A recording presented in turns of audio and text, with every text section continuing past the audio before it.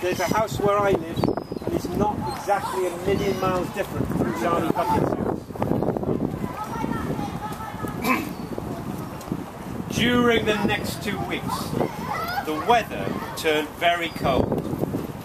First came the snow.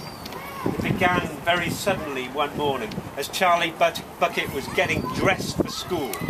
Standing by the window, he saw huge flakes drifting down out of the icy sky.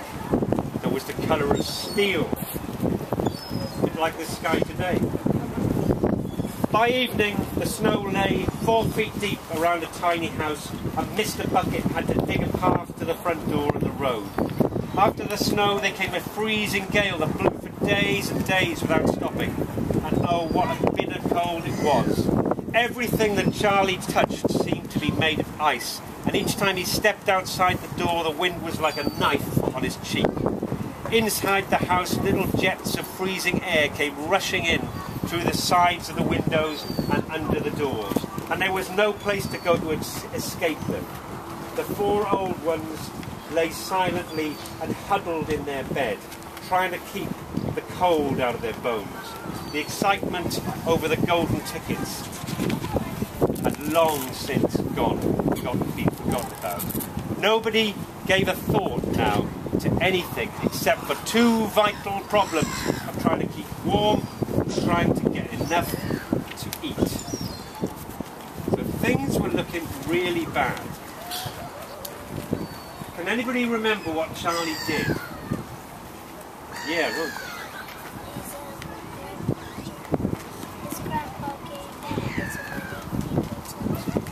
Brilliant!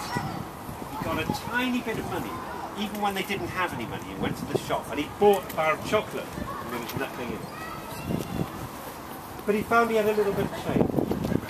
I think, said Charlie to the shopkeeper, I think I'll have just 1 more of those chocolate bars, the same kind as before. Why not? The fat shopkeeper said, reaching down behind him again and taking out another Whipple Scrumptious Fudge Mallow Delight from the shelf. He laid it on the counter. Charlie picked it up and tore off the wrapper. And suddenly, from underneath the wrapper, there came a brilliant flash of gold.